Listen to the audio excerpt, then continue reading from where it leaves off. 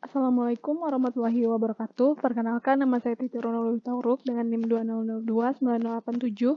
Pada video kali ini saya akan presentasikan penggunaan GeoGebra Classroom yang telah saya rancang untuk pembelajaran kekongruenan bangun datar. Nah, setelah kita siapkan link GeoGebra Classroom, kita dapat langsung bagikannya kepada siswa dan siswa nantinya dapat mengakses pada Google tanpa harus membuat akun GeoGebra terlebih dahulu. Misalkan di sini saya masukkan nama saya. Lalu kita klik Start.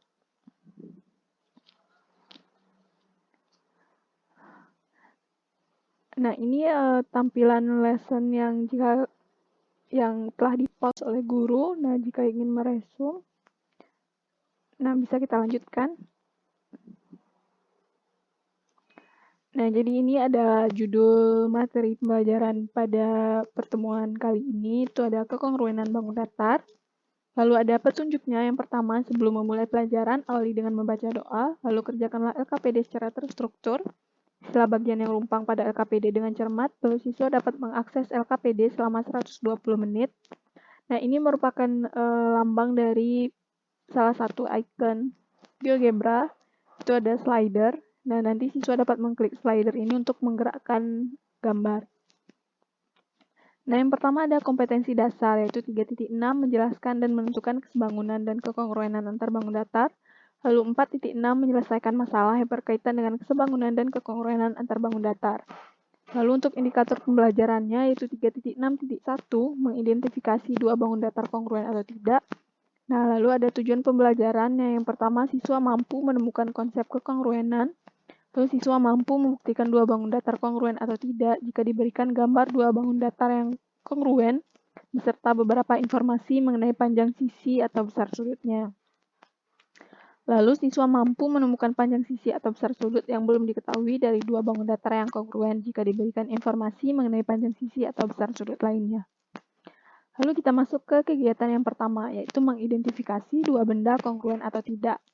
Nah, pada kegiatan satu ini kita minta siswa untuk mengamati beberapa pasang dari gambar benda. Nah, di sini sudah ada langsung keterangannya, misalnya ada dua mobil yang warnanya sama, bentuknya sama, dan ukurannya juga sama. Nah, dua mobil ini dikatakan kongruen. Lalu ada dua gambar mobil yang tidak kongruen, itu bentuknya tidak sama, warnanya juga tidak sama, dan ukurannya juga pasti tidak sama.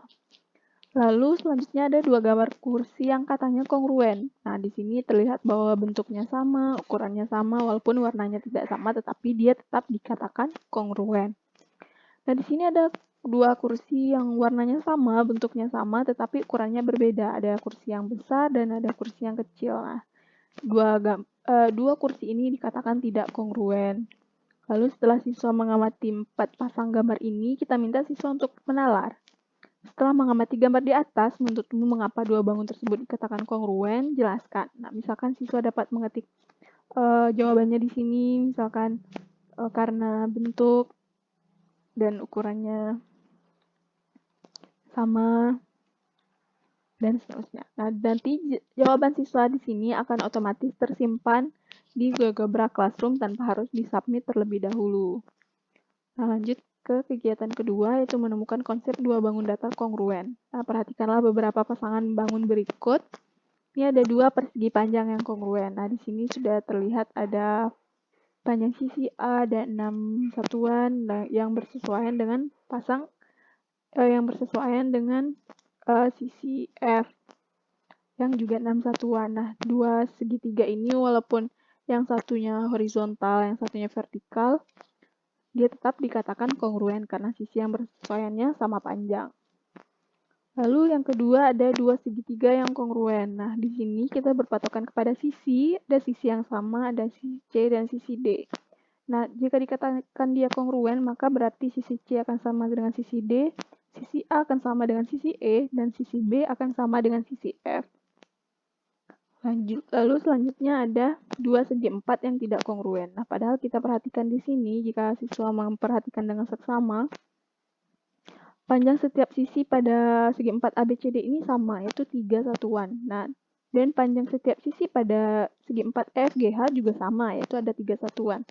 Namun, mengapa dua bangun ini dikatakan tidak kongruen? Nah, kita bisa lihat di sini ada besar sudut. Di sini sudah terlihat bahwa sudut A-nya adalah sudut siku-siku yang besarnya pastinya adalah 90 derajat. Sedangkan sudut F ini adalah sudut lancip, yaitu sudut yang kurang dari 90 derajat. Nah, di sini terlihat bahwa besar sudutnya berbeda dan dia dikatakan tidak kongruen. Nah, lalu setelah siswa mengamati 3 bangun datar di atas ini, lalu kita ajak siswa untuk menalar lagi. Mengapa bangun pada gambar A dan B kongruen, tetapi bangun pada gambar C tidak kongruen? Nah, siswa dapat mengetikkan jawaban di sini, misalnya karena bentuk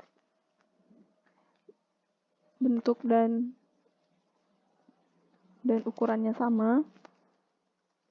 Lalu pertanyaan kedua, syarat apakah yang dipenuhi oleh bangun pada gambar A dan B yang tidak dipenuhi oleh bangun pada gambar C, yaitu besar sudut pada gambar C berbeda. Dan seterusnya, siswa dapat menambahkan pendapatnya sendiri. Lalu ada kegiatan ketiga, yaitu kita mendapatkan 2 bangun kongruen dengan rotasi. Nah, di sini terlihat ada 2 buah segitiga, ada segitiga A, B, C, dan segitiga A aksen, B aksen, C aksen. Nah, apakah kedua segitiga ini kongruen? Nah, untuk mengetahuinya, kita bisa menggerakkan gambar dengan mengklik slider ini untuk menggerakkan si A aksen, B aksen, C aksen ini.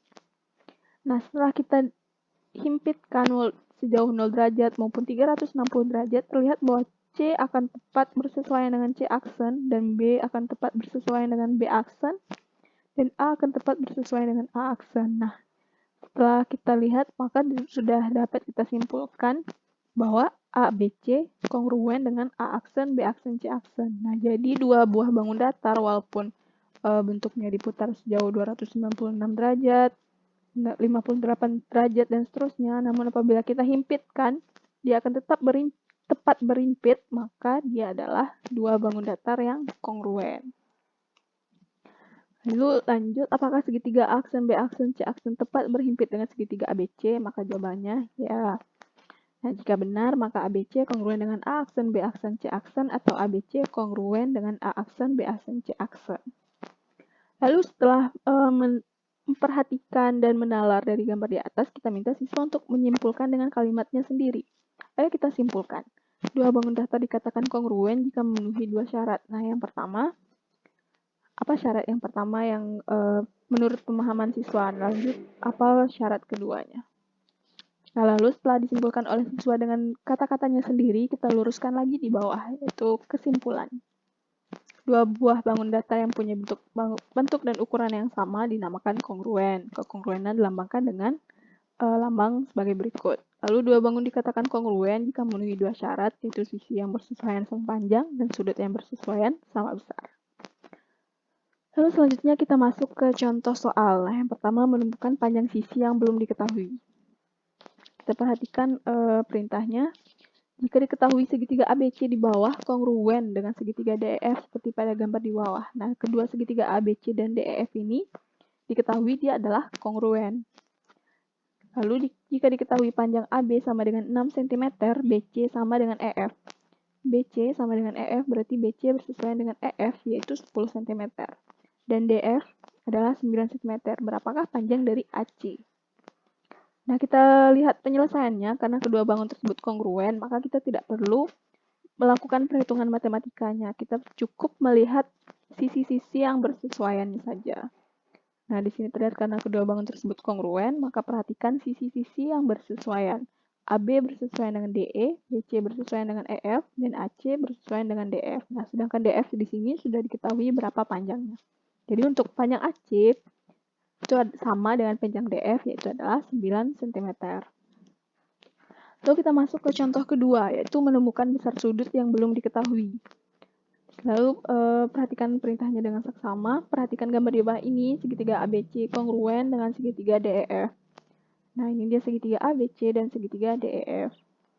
Nah, jika diketahui sudut B sama dengan 45 derajat dan sudut D. Nah, di sini sudut D 120 derajat, berapakah besar dari sudut C? Nah, jika kita lihat di sini, mereka ini adalah 2 buah segitiga yang kongruen. Nah, jika sudut B ini 45 derajat, maka sudut manakah yang pada gambar segitiga DEF ini yang besarnya sama dengan sudut B. Nah, jika siswa memperhatikan dengan seksama, sudut B ini nantinya akan bersesuaian dengan sudut E, sudut A akan bersesuaian dengan sudut D, dan sudut C akan bersesuaian dengan sudut F. Nah, lalu untuk mencari sudut C, kita masuk ke penyelesaiannya. Terlihat pada gambar bahwa sudut B bersesuaian dengan sudut E, sudut C bersesuaian dengan sudut F, dan sudut A bersesuaian dengan sudut D. Maka sudut D akan sama dengan sudut A, yaitu 120 derajat. Maka kita dapatkan besar dari sudut A ini adalah 120 derajat. Nah, sudut B juga sudah diketahui sama dengan 45 derajat. Kita tinggal mencari besar dari sudut C. Maka besar dari sudut C, ingat, jumlah sudut pada segitiga itu adalah 180 derajat. Nah, ini merupakan materi matematika kelas 7 SMP. Nah, setelah mengingatkan siswa kembali mengenai materi kelas 7 ini, maka kita dapatkan besar dari sudut C itu adalah besar seluruh jumlah besar sudut segitiga, yaitu 180 derajat dikurang 120 derajat ditambah 45 derajat. Itu besar dari sudut B tadi. Jadi besar sudut C adalah 15 derajat. Lalu untuk menguji pemahaman siswa terkait konsep kekongruenan yang telah dijelaskan di atas, kita berikan beberapa latihan soal. Di sini saya memberikan 3 latihan soal. Nah, yang pertama, perhatikan gambar berikut. Trapesium ABCD merupakan trapesium sama kaki. Banyak pasangan segitiga kongruen pada gambar tersebut adalah sebutkan. Nah, ini ada merupakan trapesium sama kaki, itu panjang AD kan sama dengan panjang BC. Nah, di sini bisa terlihat beberapa segitiga, ada segitiga ADG nantinya akan kongruen dengan CGB, lalu ada DEG dengan ECG, lalu ada ADC dengan DCB, lalu ada DBA dengan CAB. Nah, jika dihitung jumlah segitiga yang kongruen pada gambar trapesium ini nantinya akan ada 5 pasang. Nah, nantinya siswa dapat menuliskan segitiga apa saja yang kongruen pada gambar ini. Lanjut, soal selanjutnya, 2 segitiga pada gambar di bawah ini adalah kongruen. Ini terdapat 2 segitiga ABC dan CDE. Lalu perintahnya pasangan sisi yang sama panjang adalah, nah terlihat di sini nantinya BC ini akan bersesuaian dengan CE, AC akan bersesuaian dengan CD, dan DE akan bersesuaian dengan AB. Nah, kita perhatikan yang mana yang terdapat pilihannya. Itu ada AC dan CD. Itu AC dan CD yang panjangnya sama. Lalu soal selanjutnya ada perhatikan trapesium di bawah ini. Trapesium ABCD. ABCD kongruen dengan trapesium EFGH. Nah, berilah tanda checklist pada pernyataan di bawah ini yang sesuai dengan gambar di atas. Nah, soal terakhir ini merupakan bentuk soal multiple choice. Jadi, siswa dapat memilih lebih dari satu pernyataan. Nah, untuk mengetahui jawabannya, kita periksa pernyataan ini satu persatu. Nah, yang pertama, besar sudut H sama dengan 135 derajat. Nah, sudut H akan berada di sini. Nah, terlihat pada gambar, karena mereka kongruen, maka sudut H ini nanti akan bersesuaian dengan sudut B. Nah, sedangkan sudut B sudah diketahui bahwa besarnya adalah 135 derajat. Berarti sudut H ini besarnya juga 135 derajat. Maka besar sudut H sama dengan 135 derajat, benar. Lanjut, besar sudut C sama dengan 90 derajat. Nah, ini merupakan sudut C. Nah, pada gambar saja sudah terlihat bahwa tidak mungkin sudut C ini besarnya 90 derajat, karena sudut C ini sendiri adalah sudut lancip, yang besarnya pasti kurang dari 90 derajat. Berarti pernyataan kedua salah. Lalu, lanjut ke pernyataan ketiga, sisi BC bersesuaian dengan sisi EH, BC bersesuaian dengan EH. Nah, pernyataan ketiga juga betul. Keliling bangun ABCD sama dengan keliling FGH, betul. Luas bangun ABCD tidak sama, salah. Karena ukurannya sudah sama, nanti luasnya juga pasti akan sama. Nah, semua jawaban siswa tadi sudah otomatis tersimpan oleh guru. Nah, jika guru merasa waktu 120 menit tadi sudah habis, guru dapat mempause dari pembelajaran ini dengan mempause pada akun guru. Nah, pada siswa akan otomatis keluar tampilan seperti ini. Lesson pause, wait for your teacher to resume the lesson. Jadi siswa sudah tidak dapat mengakses si GeoGebra Classroom ini lagi. Baiklah, sekian hasil media pembelajaran dari saya. Apabila terdapat kesalahan, saya mohon maaf. Saya akhiri dengan wabillahi taufiq wal hidayah. Wassalamualaikum warahmatullahi wabarakatuh.